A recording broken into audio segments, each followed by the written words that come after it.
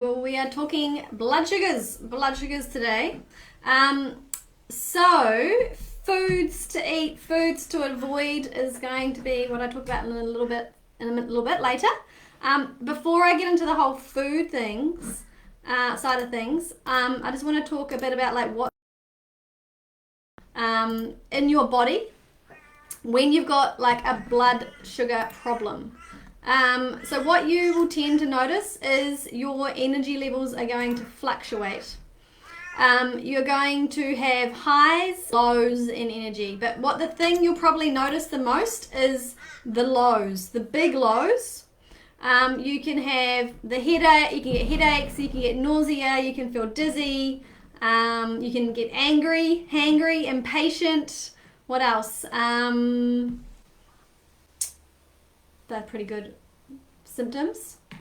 Some people get like anxious, that sort of stuff when you've got blood sugar problems going on. Blood sugar problems contribute to weight problems, hormone problems, and mood problems as well. So you've got a lot going on here when it comes to blood sugars.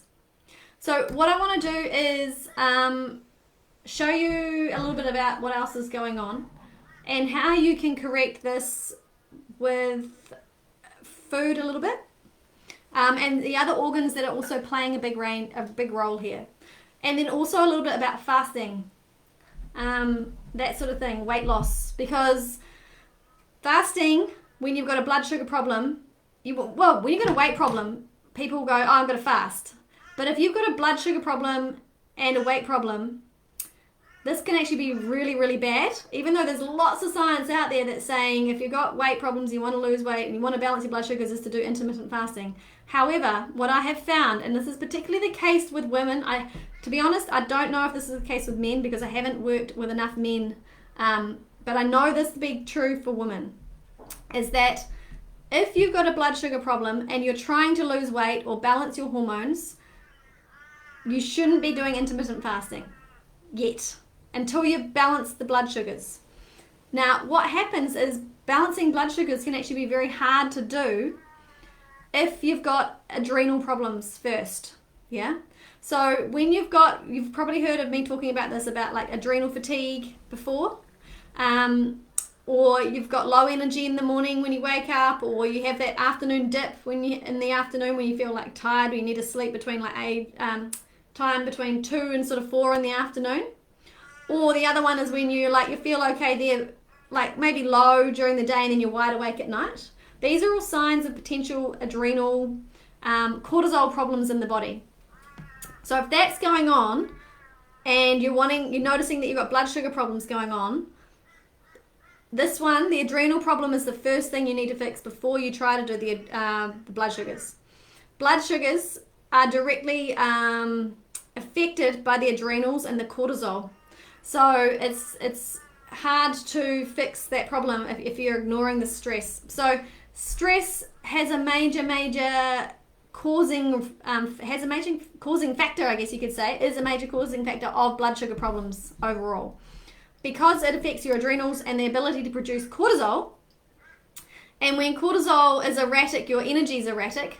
But the other thing is when cortisol is produced, it actually tells your body to release glucose from stored sugar from the liver, basically. So this can spike your blood sugars. So you can see what I'm trying to say. So you've got to sort out the adrenals first, whilst eating healthy food, which I'm going to talk about in a minute, and support pancreatic function at the same time by the food you eat, maybe taking a few supplements and herbs as well. But really the diet, stress and the diet are the two major factors here that you need to get right. Supplements and vitamins and things like that, they have like maybe 25% of their job. They'll have a 25% effect, if you know what I mean. Like 75% of it is to do with stress and what you're eating. Yeah, stress also includes not enough sleep. Yeah, so you've got to get your sleep and cortisol stress levels under control. You've got to start eating food that is helping blood sugar balance. So that's what I'm going to talk about now, is the food. So when it comes to blood sugar balance, there's three main components when you have a meal. You've got protein, you've got carbohydrates, and you've got fats, yeah? You've got vitamins and minerals and all that sort of stuff, but it comes through these main three routes, yeah? So proteins are your foods that usually come from animals. They don't have to, but the best sources of protein are animal sources, yeah? Well, the biggest amounts, if that makes sense. Carbohydrates come from, like root vegetables and grains and things like that. You also get, and fruit, you get carbohydrates in your vegetables, but you get mostly fiber, so it's not so much as a carby, it's not a high carb food for that reason, high starch food. And then you get fats, which come from, nuts and seeds, animals as well, that sort of thing. So you've got fish oils, you've got, olive oil, which comes from a fruit of the olive, blah, blah, blah. You've got butter, you know what I mean, avocados, coconut, that stuff. So you've got to get these three ingredients or components in each meal. If you're having a meal that has just like carbohydrates and very little protein and very little fat, what's going to happen is when you eat that carbohydrate, say it's like a bowl of potatoes and maybe some lettuce, a salad, yeah? So say you're having potatoes and lettuce, just as an example, for dinner. In there is pretty much just carbohydrate and fiber, yep? So what happens is the carbohydrate goes into the digestive system, gets broken down, and then it gets broken down to the point that the sugars in the carbohydrates are released. They're free, yeah? And then they get absorbed very quickly into the bloodstream, and this is when your glucose levels go up. Now what happens here is your glucose levels go up, and insulin comes along, grabs onto it, and its job is to take it and put it into the cells for energy. Now, if there's too much sugar, the insulin's going to do that and take it away and also store it as fat. So if there's more sugar or glucose than the body needs for energy at that time, it's going to store it as fat. So this is the whole concept behind a low-carb diet, actually, is that you take away the carbs so the body doesn't store it as fat. However, the carbs, I'm not talking about weight loss so much, I'm talking about blood sugar balance. So when you have this whole, lots of carbs, insulin doing its job, taking the sugar out of the blood into the cells, whichever one it chooses to do, what happens is then your energy crashes down again. So you get this up and you get this down, yeah? And with that, so this is glucose up, glucose down. With that, you get energy up and then energy down, yeah? This is not what we want. What we want is you to eat a meal that causes the energy to go and the glucose to go up a little bit and then down gently, yeah? And this process will take a number of hours, maybe up to 5 hours. We don't want to see this spike up in half an hour and a crash down in another couple of hours. That's not what we want. That's poor blood glucose management. So the way to do this is you eat a meal that contains, yes, the carbohydrates. Potatoes are fine, but not a whole bowl of potatoes, yeah? You want to have some the fiber, so the lettuce and vegetables as well with the potatoes, yeah? And then you want to put the protein in. So this would be meat if you're a meat eater, or it could be legumes or mushrooms or some nuts or things like that have protein in them. And then you also want to add some fat. So this would be, if it was meat, you're getting meat fat anyway. If you're vegetarian, you want to add in like nuts and seeds and that sort of thing. But you're going to be doing this anyway to get the protein, right? And then on your salad, you just want to add some salad dressing, which is made from like a nice homemade salad dressing that's got olive oil, extra virgin pressed olive oil, that sort of thing in it. So you're getting the fat component. So when you think of a meal, we want you to have all three. Now, fat and protein both help to slow the spike down, yeah? So if you have the potatoes, the fiber also does this. Maybe some lentils, some salad, maybe a little piece of steak or a little piece of fish or some tofu, whatever option you want. Then you're going to get this nice movement of blood sugar. Not the big up, not the big crash. It's just gentle little wave.